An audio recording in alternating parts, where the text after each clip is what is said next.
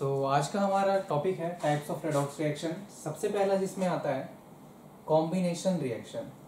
तो redox reaction generally 4 types के होते हैं, जिसमें पहला टाइप होता है कॉम्बिनेशन रिएक्शन।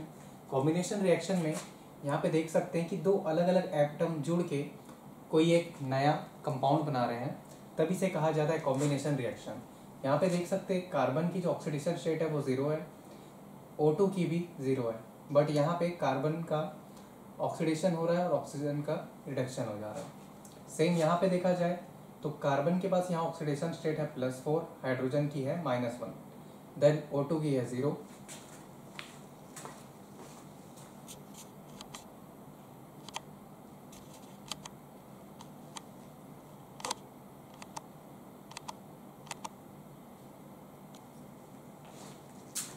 देन O2 की है 0।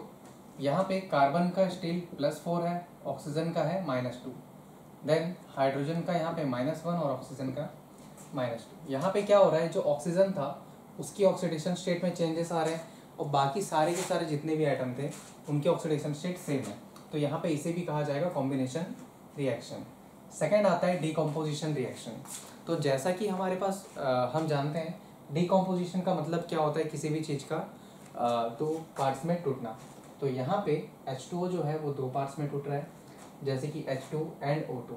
हाइड्रोजन का यहाँ पे होता है +1, ऑक्सीजन का होता है -2, एंड यहाँ पे हाइड्रोजन का हो जाएगा 0 एंड ऑक्सीजन का 0। तो एक का यहाँ पे ऑक्सीडेशन हो रहा है एंड सेकेंड का रिडक्शन हो रहा है। अब देखते हैं थर्ड वाला। थर्ड में हमारे पास दिया हुआ है डिस्प्लेसमेंट रिएक्शन। डिस्प्लेसमेंट रिएक्शन में जितने भी हमारे पास मेटल होते हैं या नॉन मेटल होते हैं या मेटलाइट्स होते हैं, ये क्या करते हैं आफ्टर रिएक्शन वो किसी के साथ डिस्प्लेस हो जाते हैं। जैसे कि यहाँ पे हमारे पास कॉपर है और जिंक है। कॉपर अभी कॉपर सल्फेट के फॉर्म में है, देन जिंक ज़्यादा रिएक्टिव होने के कारण कॉपर सल्फेट से कॉपर को रिप्लेस कर देता है और वहाँ पे जिंक आगे जुड़ जाता है। तो हमें जो प्रोडक्ट में मिलेगा वो है जिंक सल्फेट और साथ ही कॉपर, जो कि यहाँ पे सॉलिड फॉर्म में होता है। तो यहाँ पे इस तरह से मेटल का डिस्प्लेसमेंट होता है। जनरली डिस्प्लेसमेंट रिएक्शन वही करते हैं जो ज़्यादा रिएक्टिव होते हैं in comparison to the attached atom या फिर अटैच्ड पीसेस। यहाँ पे जिंक ज़्यादा रिएक्टिव होता है देन Cu, इसीलिए जिंक जो था वो कॉपर को रिप्लेस कर दिया। बट अगर मान लीजिए कॉपर रहता और यहाँ पे जिंक सल्फेट होता, तब ये रिएक्शन कंप्लीट नहीं हो पाती। सेकेंड, नॉन मेटल के लिए देखते हैं। नॉन मेटल में हम देखेंगे सबसे पहले, जैसे यहाँ सोडियम है, सोडियम के साथ H2O का रिएक्शन होने पर क्या होता है, जो सोडियम था वो OH के साथ जुड़ चुका है और जो हाइड्रोजन था वो निकल के यहाँ पे H2 बन गया। तो डिस्प्लेसमेंट जो हो रही है वो किसकी हो रही है, ऑक्सीजन की एक तरह से। तो यहाँ पे जो डिस्प्लेसमेंट होगा उसे कहा जाएगा non metal displacement reaction. Similarly यहाँ पे देखिए Mg है, H है, Cl है। Mg H को रिप्लेस कर दे रहा है और Cl के साथ यहाँ पे जुड़ जा रहा है।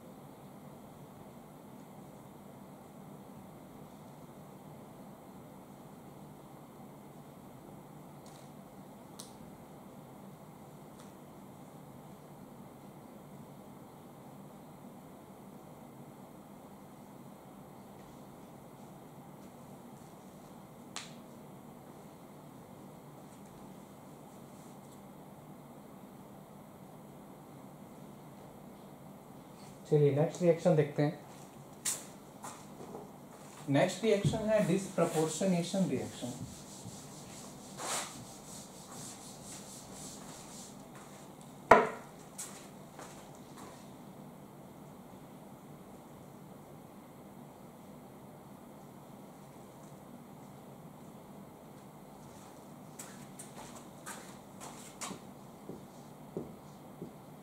डिसप्रपोर्शनेशन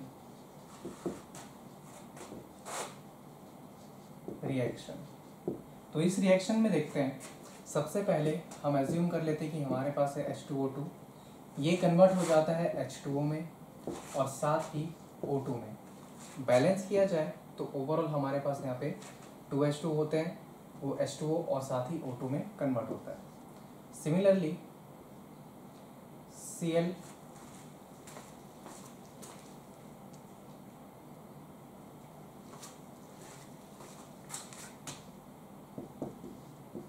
Cl2 और OH माइनस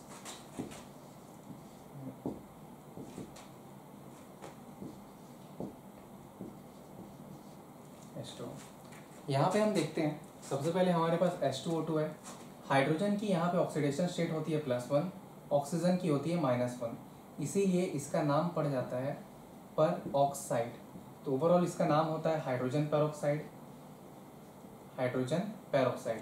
देन इसका डिस्प्रपोर्शनेशन रिएक्शन अगर होता है तब यहाँ पे हम देख सकते हैं ऑक्सीजन की पहले यहाँ पे ऑक्सीडेशन स्टेट जो होती है वो -2 होती है और यहाँ नेचुरल स्टेट या फिर फ्री स्टेट में पाए जाने से उसकी ऑक्सीडेशन स्टेट 0 हो जाती है। तो एक ही एटम की एक ही ऑक्सीडेशन स्टेट से दो अलग अलग फॉर्म में ये कन्वर्जन हो रहा है। -1 से एक का -2 में जा रहा है और एक का 0 में जा रहा है। इट मीन्स एक तरफ इसका रिडक्शन हो रहा है और एक तरफ ऑक्सीडेशन हो रहा है। तो इस तरह के रिएक्शन जिसमें किसी भी स्पीसीज का एक बार ऑक्सीडेशन हो जाए और साथ ही रिडक्शन भी हो जाए उसे कहा जाता है डिस्प्रपोर्शनेशन रिएक्शन।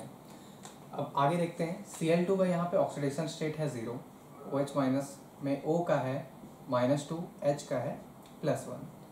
यहाँ पे अगर देखा जाए तो इसका हो जाता है +1, यहाँ पे चार्ज -1 है तो यहाँ पे हो जाएगा -1। तो यहाँ पे देख सकते हैं क्लियरली क्लोरीन का पहले 0 था, 0 से कन्वर्ट हो रहा है एक +1 में और दूसरा -1 में। तो एक ही एटम का दो अलग अलग ऑक्सीडेशन स्टेट मिल रहा है। इट मीन्स कि यहाँ पे जो रिएक्शन हो रहा है उसे कहा जाएगा डिस्प्रपोर्शनेशन रिएक्शन। तो एक बार फिर देख लेते हैं हम लोग।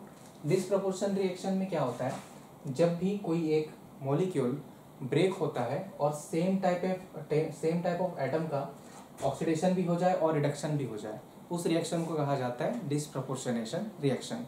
अदरवाइज बाकी जो 3 कैटेगरी हम लोग देखे थे उसमें क्या हो रहा था कि एक बार रिडक्शन हो रहा था या फिर सिर्फ और सिर्फ ऑक्सीडेशन हो रहा था।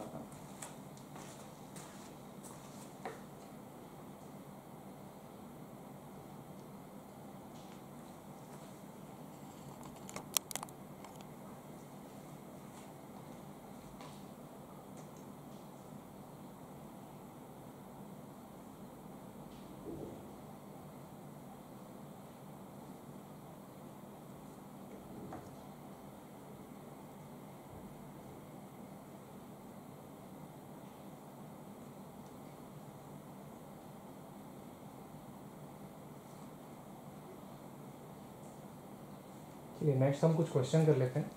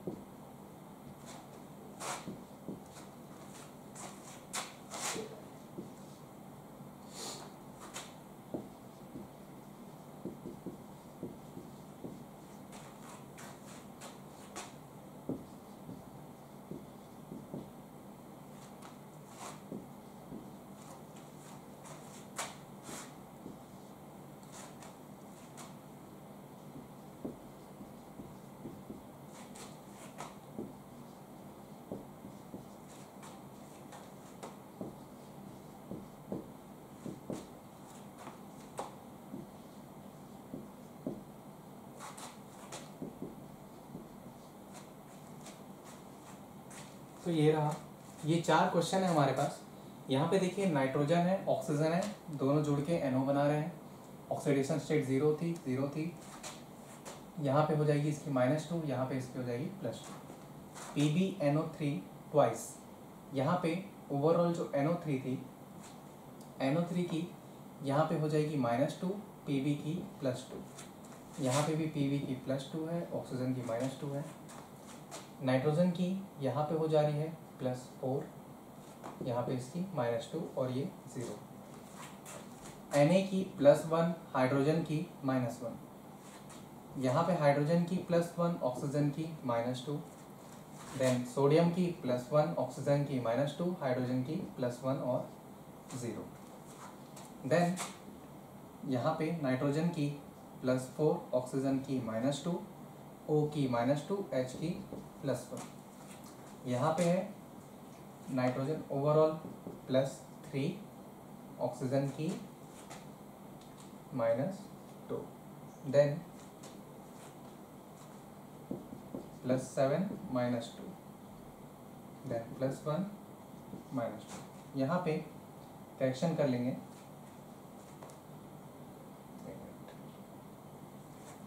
इसका हम कैलकुलेट कर लेते हैं। x -4 = -1, तो x = +3। यहाँ पे x -6 = -1, तो x = +5। तो इन सभी का ऑक्सीडेशन स्टेट हमें दिया हुआ है, यहाँ पे मैंने लिख दिया है। अब आपको ऑक्सीडेशन स्टेट देखना है कि किस ऑक्सीडेशन स्टेट्स में किस ऑक्सीडेशन स्टेट से कन्वर्ट हो रहा है, और वहाँ पे आपको बताना है कि ये सारे कौन कौन से रिएक्शन हैं। तो 5 मिनट का टाइम है, आप लोग इसे पहले सॉल्व करके ट्राई कर लें, देन मैं इसका आंसर बताऊँगा।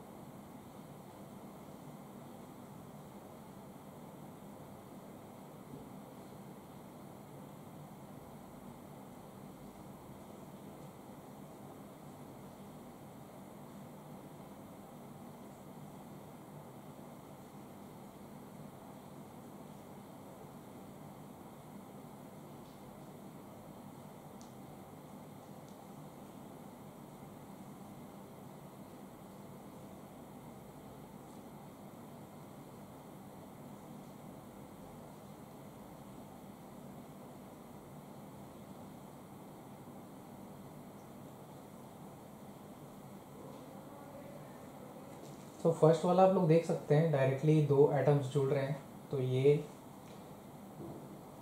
कॉम्बिनेशन रिएक्शन हो जाएगा।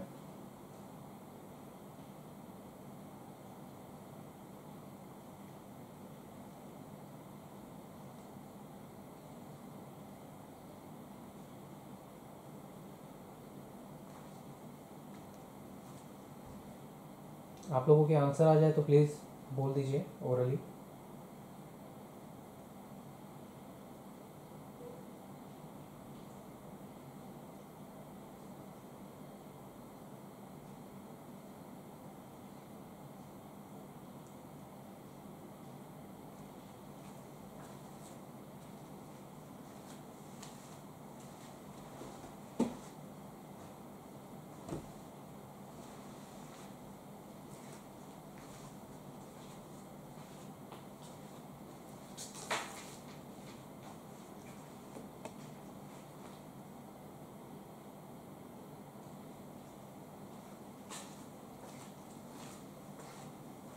चलिए फर्स्ट टू क्वेश्चन देखते हैं।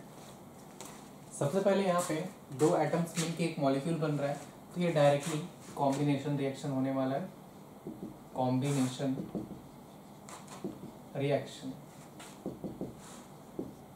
सेकंड, यहाँ पे एक जो मॉलिक्यूल है ये अलग अलग फॉर्म्स में टूट रहा है, साथ ही इनके जो ऑक्सीडेशन स्टेट है वो वहाँ पे चेंज नहीं हो रहे। जैसे कि Pb का +2 था तो +2 है, ऑक्सीजन का -2 था तो हर जगह पे -2 या फिर 0 है। तो इस तरह से कहीं पे भी कोई एक प्रोसेस जैसे कि ऑक्सीडेशन और रिडक्शन साथ ही नहीं हो रहा है, या तो वो स्टेबल है सेम फॉर्म में, या फिर नॉर्मली ऑक्सीडेशन या रिडक्शन हो रहा है। तो इस तरह के रिएक्शन को कहा जाएगा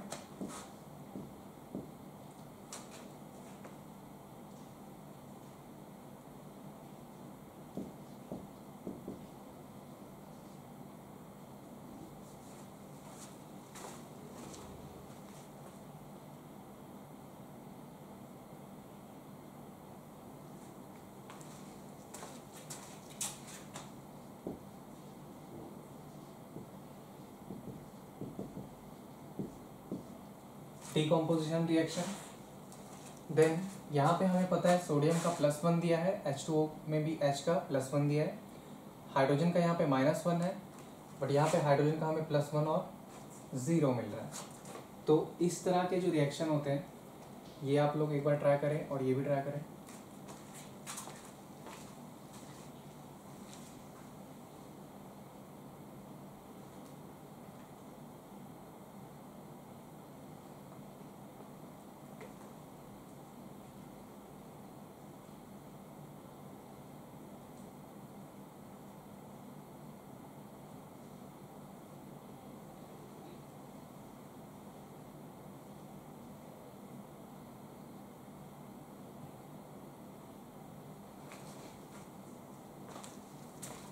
चलिए देखते हैं यहाँ पे क्या हो रहा है। हाइड्रोजन जो है वो सोडियम को रिप्लेस कर रहा है, तो इसे कहा जाएगा डिस्प्लेसमेंट रिएक्शन, डिस्प्लेसमेंट रिएक्शन। उसके बाद यहाँ पे हम देख सकते हैं NO2 में हमें नाइट्रोजन का +4 मिल रहा है, ऑक्सीजन का -2, OH में O का -2 और H का +1। अब आगे देखें तो नाइट्रोजन का हमें यहाँ पे +3 मिल रहा है और यहाँ पे +5 मिल रहा है।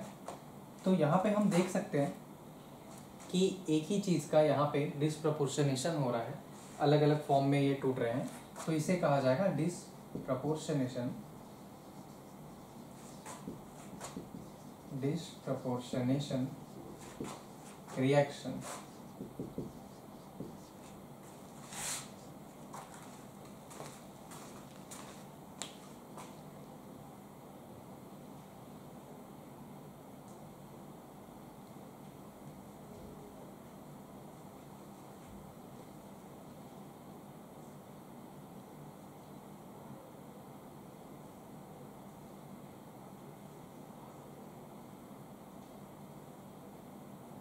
चलिए नेक्स्ट आगे बढ़ते हैं हम। आगे हम देखने वाले हैं balancing of A redox reaction. तो जब भी कोई एक रिएक्शन होता है वहाँ पे बहुत सारे मॉलिक्यूल्स पार्ट लेते हैं और बहुत सारे एटम्स पार्ट लेते हैं। जैसे कि यहाँ पे हम देख रहे हैं N2 है, O2 है, यहाँ पे PbNO3 है या फिर NaH है, H2O है, यहाँ पे मान लीजिए NO2 है और OH- है। ये सारे के सारे रिएक्ट करके कुछ एक प्रोडक्ट बनाए हैं। प्रोडक्ट बनाने पर यहाँ पे इलेक्ट्रॉन का ट्रांसफ़र होगा, आयन्स के ट्रांसफ़र होंगे, ऑक्सीडेशन स्टेट में चेंज आएगा। बट मान लीजिए नाइट्रोजन के पास जैसे मान लीजिए यहाँ पे ऑक्सीडेशन स्टेट थी 0, ऑक्सीजन की थी 0। इन टोटल इसने यहाँ पे 2 इलेक्ट्रॉन का ट्रांसफ़र किया है और ऑक्सीजन ने 2 इलेक्ट्रॉन को एक्सेप्ट किया है। यहाँ पे हमारे पास नाइट्रोजन 2 था, ऑक्सीजन 2 था, तो यहाँ पे भी हमारे पास कितना है, 2 है। तो ये जो इक्वेशन है ये यहाँ पे बैलेंस्ड फॉर्म में है। बट अगर यहाँ पे ये 2 नहीं होता, इट मीन्स कि यहाँ पे प्रोडक्ट तो ये बन रहा है बट ये बैलेंस इक्वेशन नहीं है। बैलेंस इक्वेशन तभी कहा जाता है किसी भी रिएक्शन को जब वहाँ पे total number of atom stable हो, total number of change in electron जो हो वो दोनों तरफ इक्वल है। तो उसी को हम देखने वाले हैं। तो हेडिंग आप डाल लीजिए बैलेंसिंग द रिडॉक्स रिएक्शन।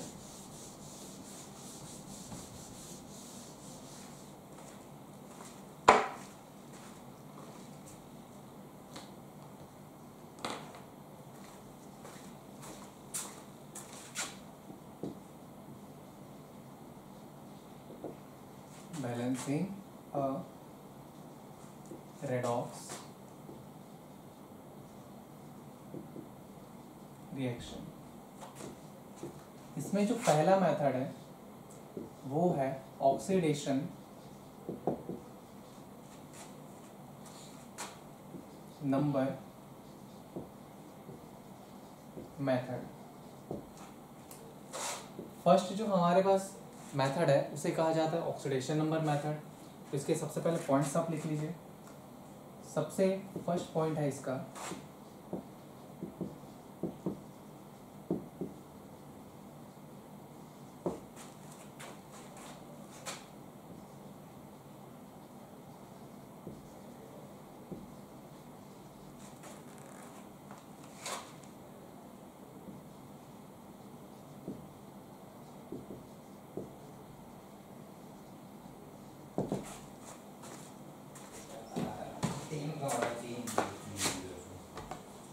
शांत रहिए सर। नहीं रहेंगे। जस्ट आप लोग आवाज किए उसके बाद म्यूट किया हूँ मैं। हाँ? इसीलिए चिल्ला के बोलना पड़ा मेरे को।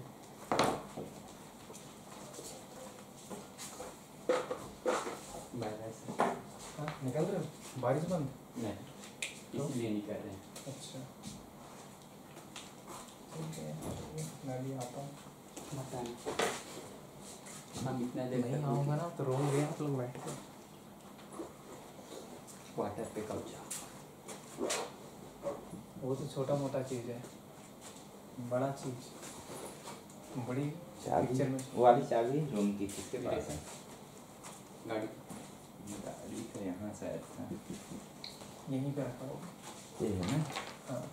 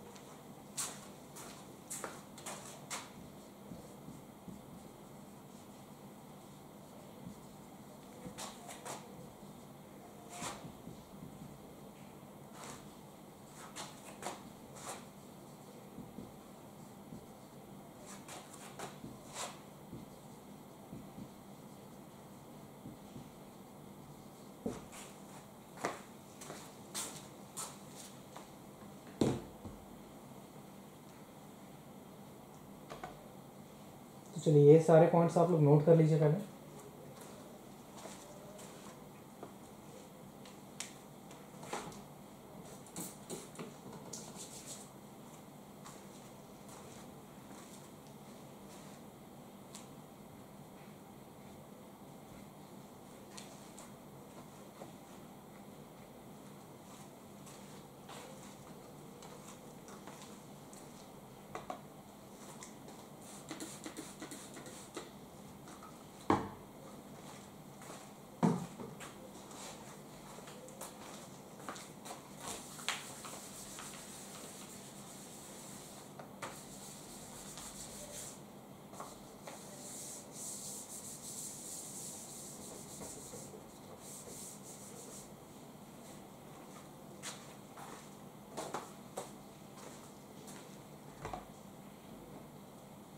तो चलिए सारे स्टेप्स हम यहाँ पे देखते हैं। सबसे पहला जो पॉइंट कह रहा है, right the correct formula for each reactant and product. सबसे पहले हमें जो इक्वेशन दिया होगा उसका फॉर्मूला हमें करेक्टली लिखना होगा। Second, identify atoms which undergoes oxidation and reduction. सबसे सेकंड स्टेप जो हमारा बोल रहा है, यहाँ पे क्या है कि हमारे जितने भी एटम ऑक्सीडेशन हो रहे हैं जिनमें या फिर रिडक्शन हो रहे हैं, हमें उसे पहचानना है। जैसे कि यहाँ पे मान लीजिए एग्जांपल के लिए हमने लिया H2O2, ये बन गया है H2O। तो यहाँ पे हाइड्रोजन का ऑक्सीडेशन स्टेट जो था पहले 0 था, देन आफ्टर रिएक्शन ये हो जा रहा है +1। ऑक्सीजन का यहाँ पे 0 था, देन यहाँ पे हो जा रहा है -2। तो 0 से जब +1 की तरफ गया, इसका मतलब इसका ऑक्सीडेशन हो चुका है। बट 0 से जब -2 की तरफ गया, इसका मतलब उसका रिडक्शन हो चुका है। तो इसी तरीके से हमें ये एटम पहचानने होंगे जिनका ऑक्सीडेशन हो रहा है और जिनका रिडक्शन हो रहा है। देन थर्ड जो पॉइंट है, ये बोल रहा है कि कैलकुलेट द इंक्रीज और decrease in the oxidation number and if it is not equal then multiply by suitable number. मतलब कि यहाँ पे देखिए, जैसे हाइड्रोजन का 0 से लेके गया है +1 में, तो यहाँ पे ऑक्सीडेशन नंबर का चेंज जो हो रहा है वो है 1 का। ऑक्सीजन का यहाँ पे 0 से लेके गया है -2 में, तो ये भी ओवरऑल देखा जाए यहाँ पे 2 हाइड्रोजन है, तो टोटल चेंज जो है वो है +2 का, और ऑक्सीजन के लिए जो होगा वो होगा -2। तो इस तरह से यहाँ पे ओवरऑल देखा जाए तो बैलेंस है हमारा इक्वेशन। यहाँ पे total sum of the oxidation number कितना है, 0 है, और यहाँ पे भी 0 है। इसी चीज़ की बात कर रहे थे यहाँ पे। तो हमें कैलकुलेट करना है इंक्रीज या decrease in oxidation number. Then अगर वो इक्वल नहीं है तो स्वीटेबल नंबर से हमें मल्टीप्लाई करना पड़ता, बट यहाँ पे दोनों ही यहाँ पे बैलेंस है, तो हमें किसी भी नंबर से मल्टीप्लाई करने की ज़रूरत नहीं है फिलहाल।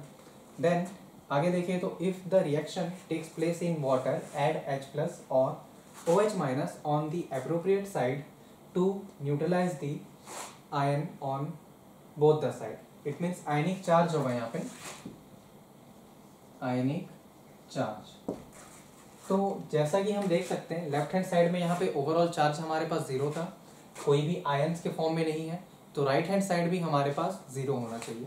यही इस पॉइंट्स में बोला जा रहा है। और अगर मान लीजिए वहाँ पे दोनों में आयनिक चार्ज स्टेबल नहीं है, मीन्स 0 नहीं है, तब हम वहाँ पे H+ ऐड कर सकते हैं या फिर OH- को ऐड कर सकते हैं। फॉर एग्जाम्पल यहाँ पे मान लीजिए H+ आयन होता पहले से, तो पॉजिटिव को बैलेंस करने के लिए हमें यहाँ पे एक और पॉजिटिव चाहिए, तो हम H+ को ऐड कर देते हैं। बट अगर यहाँ पे H- होता तो हमें यहाँ पे ऐड करने की ज़रूरत पड़ती OH- की। इस पॉइंट में यही कहा जा रहा है।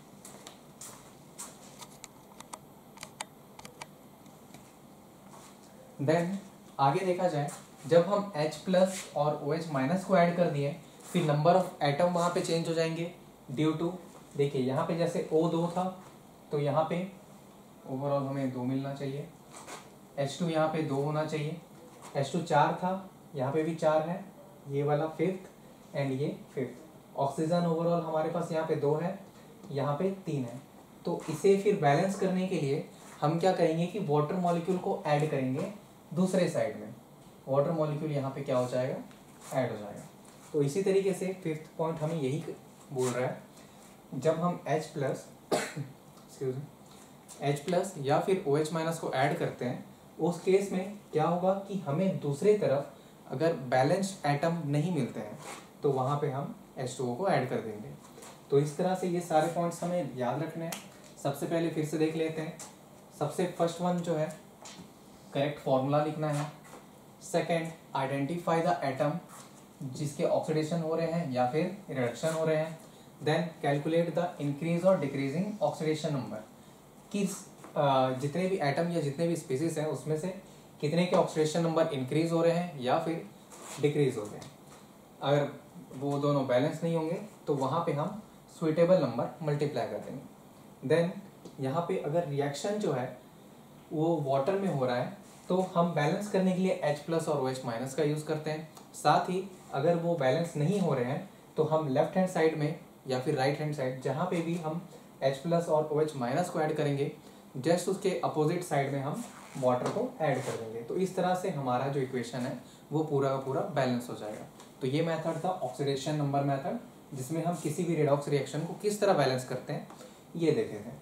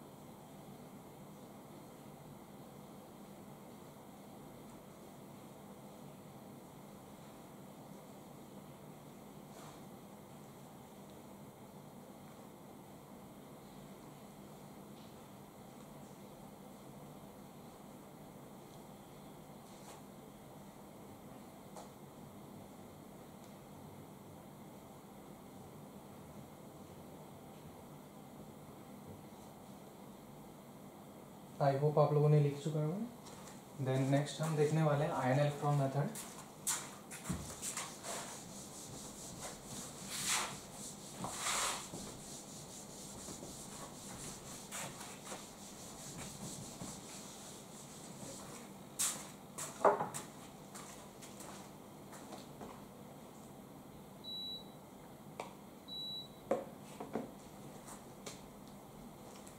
सेकेंड मेथड जो है उसे कहा जाता है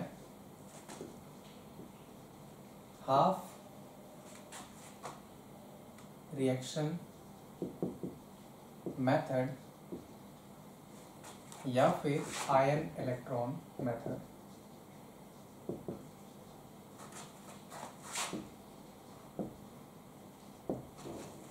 तो नेक्स्ट इसके स्टेप्स हम लिख लेते हैं पहले।